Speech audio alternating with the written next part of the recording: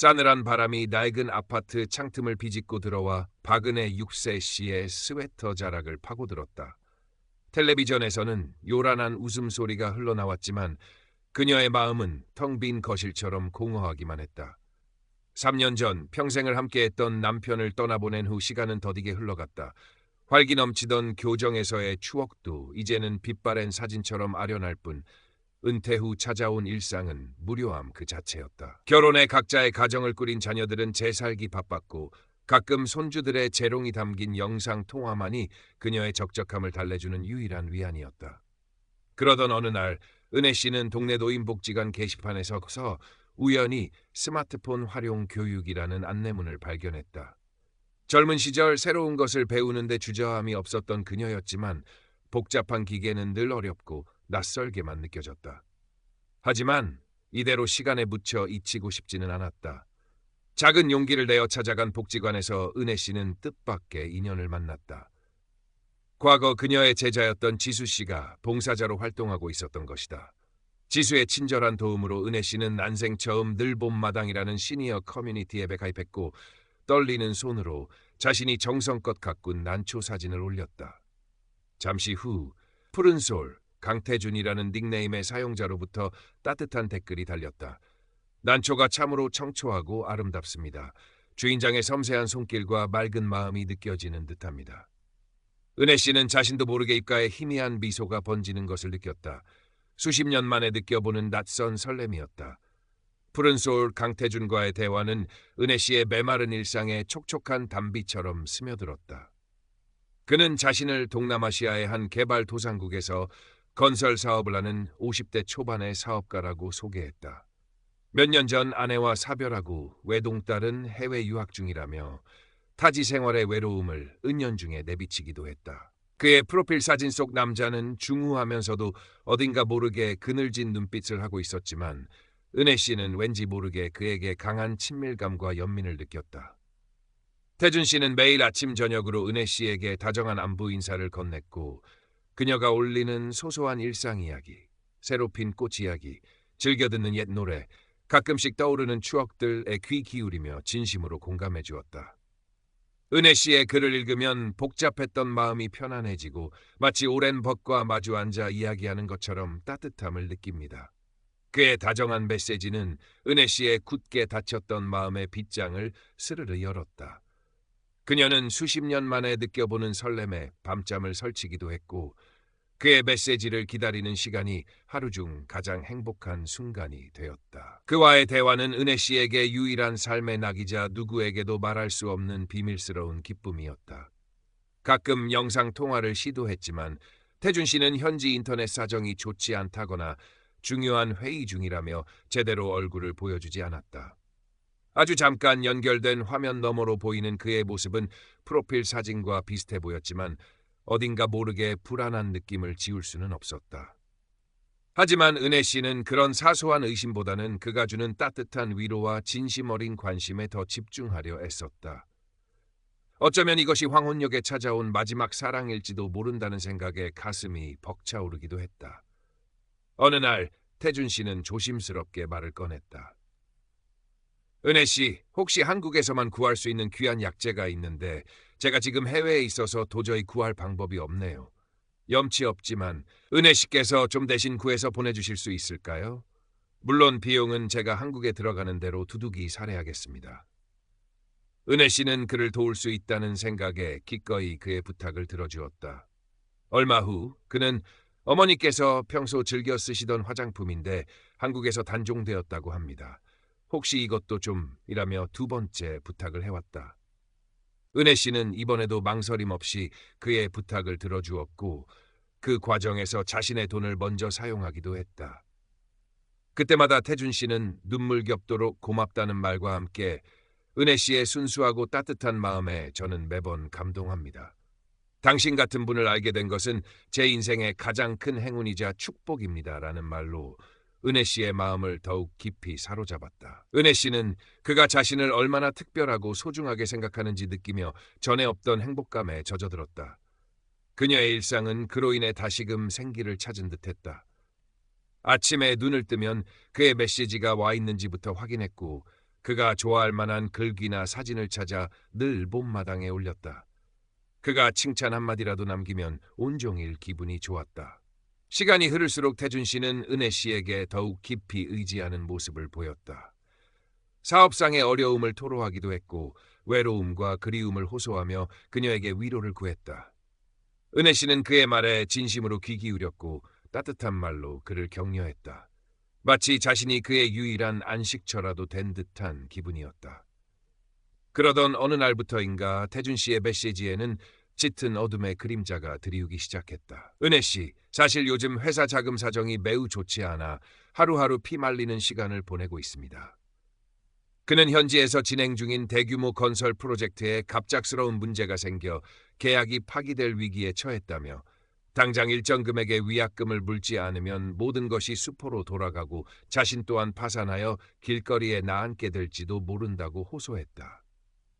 그의 목소리는 절박했고 은혜 씨는 그의 고통이 마치 자신의 가슴을 후벼 파는 것처럼 아프게 느껴졌다. 솔직히 이런 말씀드리기 정말 면목 없고 죽고 싶을 만큼 괴롭지만 은혜 씨 외에는 제가 이런 간절한 부탁을 드릴 사람이 단 한 명도 없습니다. 부디 저를 한 번만 더 도와주십시오. 이 절체절명의 위기만 넘기면 모든 것이 정상으로 돌아올 수 있습니다. 그때는 제가 은혜 씨께 진 모든 빚을 청산하고 평생 은혜 씨 곁에서 그 은혜를 갚으며 살겠습니다.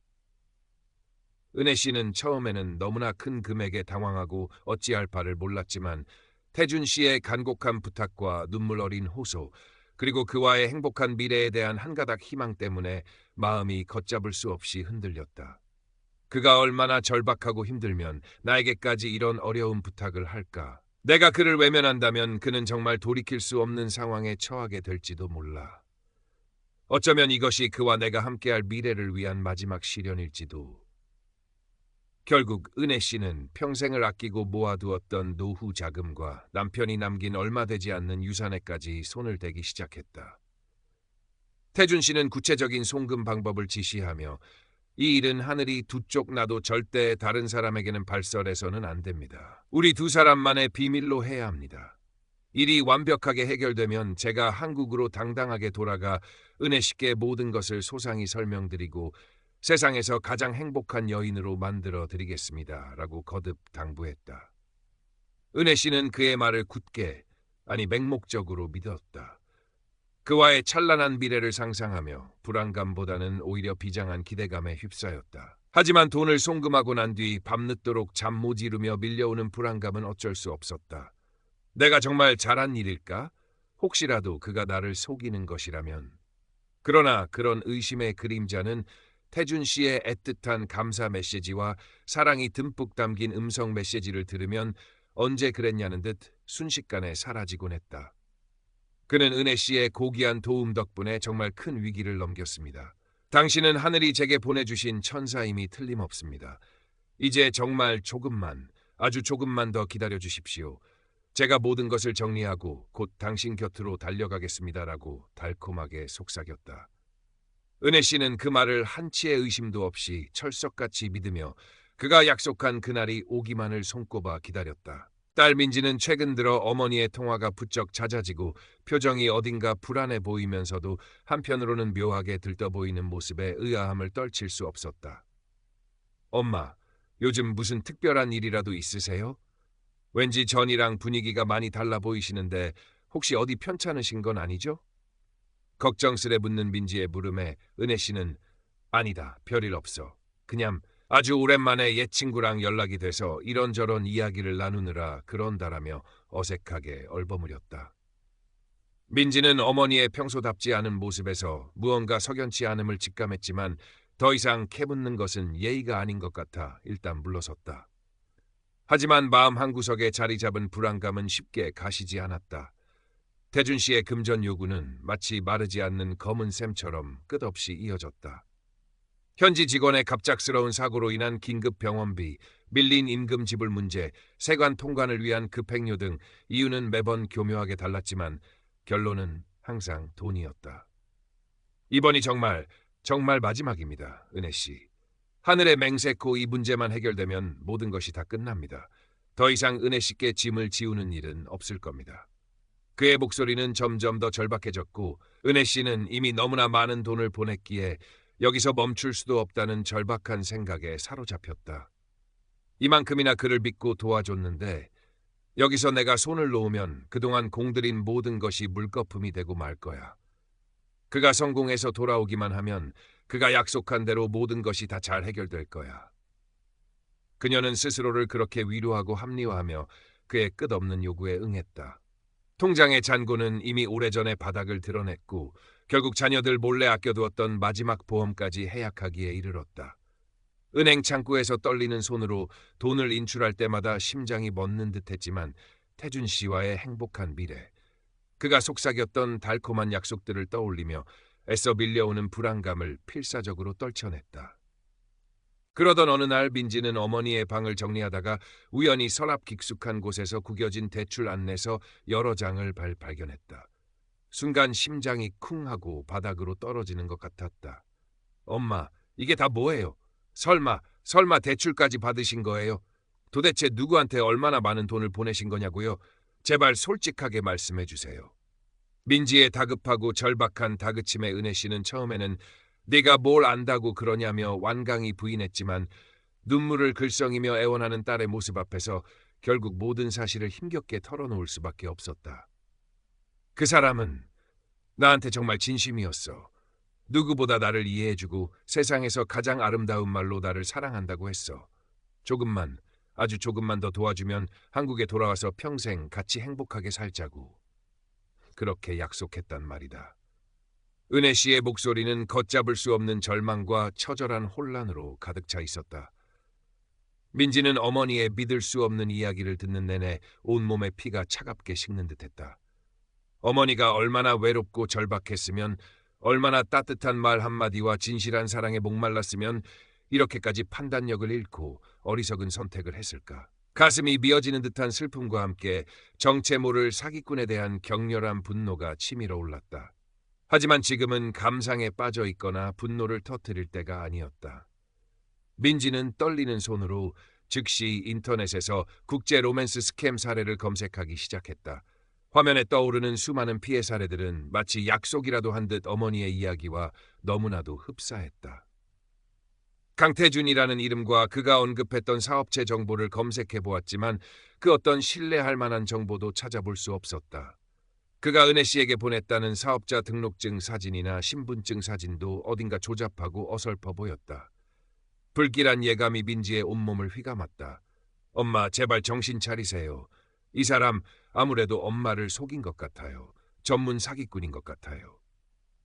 엄마가 저한테 말씀해 주신 정보들, 인터넷에서 아무리 찾아봐도 다 거짓말 투성이에요. 그 사람이 말한 회사도 경력도 심지어 이름까지도 전부 다 가짜일 가능성이 높아요. 민지의 단호하고 확신에 찬 말에 은혜 씨는 마치 망치로 머리를 얻어맞은 듯 격렬하게 반발했다. 아니다. 절대 그럴 리 없어. 너는 아무것도 직접 보거나 듣지 못했으면서 함부로 그렇게 단정짓지 마라. 그 사람은 절대로 그런 추악한 사람이 아니야. 나한테 얼마나 진심이었는데 네가 뭘 안다고 감히 그런 말을 해. 은혜 씨는 자신이 그토록 굳게 믿었던 모든 것이 한순간에 부정당하는 것 같아 도저히 견딜 수가 없었다. 그녀의 눈에서는 분노와 배신의 눈물이 쉴 새 없이 흘러내렸다. 하지만 민지는 더 이상 물러서지 않았다. 그녀는 어머니를 설득하고 또 설득하여 거의 반강제로 함께 경찰서로 향했다. 사이버 수사팀의 젊은 형사는 은혜 씨의 떨리는 진술을 차분히 듣고 강태준이 보냈다는 신분증 사진과 사업자 등록증 그리고 송금 내역 등을 유심히 살폈다. 한참 동안 침묵하던 형사는 이윽고 무거운 표정으로 입을 열었다. 어머님, 정말 안타깝고 송구스러운 말씀입니다만 현재까지 어머님께서 제시해 주신 자료들과 진술 내용을 종합해 볼 때 이 사건은 전형적인 로맨스 스캠 수법에 의한 사기 사건일 가능성이 매우 높아 보입니다. 어머님께서 받으신 신분증과 사업 관련 서류들은 모두 정교하게 위조되었거나 도용된 것으로 판단됩니다. 형사의 차분하지만 얼음장처럼 차가운 목소리는 은혜 씨의 마지막 남은 한 줄기 희망마저 산산조각 내버렸다. 자신이 그토록 진심으로 믿고 사랑했던 강태준, 그와의 모든 아름다운 추억과 달콤했던 약속들이 하나 더러운 신기루에 불과했다는 참혹한 진실을 받아들여야만 했다. 은혜 씨는 경찰서 한 구석에 힘없이 주저앉아 어린아이처럼 목 놓아 오열했다. 평생을 정직하고 성실하게 살아왔다고 자부했는데 어쩌다 이런 터무니없고 어리석은 짓을 저질렀을까? 이제 자식들 얼굴은 또 어떻게 본단 말인가? 하늘이 무너지고 땅이 꺼지는 듯한 절망감과 함께 형언할 수 없는 깊은 수치심과 배신감이 그녀의 온몸을 꽁꽁 궈바는 것 같았다. 모든 것이 한순간에 끝나버린 것만 같았다. 경찰 수사가 시작되었지만 강태준의 행방은 예상대로 묘연했다. 그는 이미 모든 연락처를 차단하고 흔적도 없이 잠적한 후였고 수사 결과 해외 IP와 대포 통장을 사용한 전문 사기 조직의 소행으로 추정될 뿐 검거는 사실상 불가능에 가깝다는 비관적인 전망만이 돌아왔다. 은혜 씨는 막대한 경제적 손실과 함께 영혼까지 파괴된 듯한 깊은 우울증과 절망감에 빠져들었다. 밤에는 잠 못 이루고 악몽에 시달렸으며 낮에는 멍하니 창밖만 바라보며 하염없이 눈물만 흘렸다. 한때 삶의 유일한 낙이자 설렘의 대상이었던 스마트폰 알림 소리는 이제 공포의 대상이 되었고 늘 봄마당 앱은 꼴도 보기 싫은 혐오스러운 존재가 되어버렸다. 민지는 그런 어머니의 처참한 모습을 곁에서 지켜보며 가슴이 찢어지는 듯한 아픔을 느꼈지만 겉으로는 애써 덤덤한 척하며 헌신적으로 어머니를 돌봤다. 엄마, 제발 엄마 잘못이라고 자책하지 마세요. 엄마는 그저 너무 외롭고 사람의 따뜻한 정이 그리웠던 것뿐이에요. 그 악랄한 사기꾼 놈들이 엄마의 그런 순수한 마음을 악용한 거예요. 절대로 엄마 잘못이 아니에요. 딸의 진심 어린 위로와 따뜻한 격려 속에서 은혜 씨는 아주 조금씩 기력을 찾아갔지만 한번 핥히고 지나간 마음의 깊은 상처는 그리 쉽게 아물지 않았다. 평생을 아끼고 모아 마련한 피 같은 돈을 허망하게 날려버렸다는 뼈저린 자책감과 이제 자식들에게 무거운 짐만 지우게 되었다는 죄책감은 그녀를 밤낮 없이 괴롭혔다. 몇 달이라는 시간이 마치 몇 년처럼 더디게 흘러간 후 민지는 어머니를 설득하여 로맨스 스캠 피해자들을 위한 심리치료 프로그램과 자조 모임에 함께 나가보기로 했다. 처음에는 세상 모든 사람을 만나는 것이 두렵고 부끄러워 한사코 거부했지만 딸의 간곡한 권유에 못 이기는 척 따라 나선 모임에서 은혜 씨는 자신과 똑같은, 아니 어쩌면 더 깊은 아픔을 겪은 사람들의 가슴 아픈 사연들을 듣게 되었다. 그리고 용기를 내어 자신의 부끄러운 경험을 솔직하게 털어놓으면서 그동안 누구에게도 말하지 못하고 홀로 끙끙 앓았던 마음속 응어리가 조금씩 풀려나가는 것을 느꼈다. 혼자가 아니라는 사실, 그리고 자신의 아픔을 진심으로 이해해주고 공감해주는 사람들이 곁에 있다는 사실이 그녀에게는 실로 오랜만에 느껴보는 큰 위안이자 작은 희망이었다. 그러던 어느 날 은혜 씨는 지역 노인복지관 관장으로부터 뜻밖의 제안을 받았다. 자신의 경험을 바탕으로 금융사기 및 로맨스 스캠 예방교육 강사로 나서달라는 것이었다.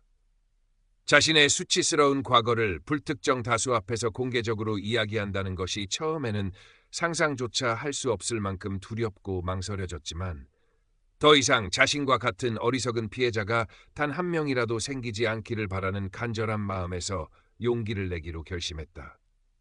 떨리는 목소리였지만 진심을 담아 자신의 처절했던 경험과 그 과정에서 느꼈던 감정들을 담담하게 풀어놓는 은혜 씨의 눈에는 회한의 눈물과 함께 이전에는 볼 수 없었던 강인한 용기가 조용히 반짝이고 있었다.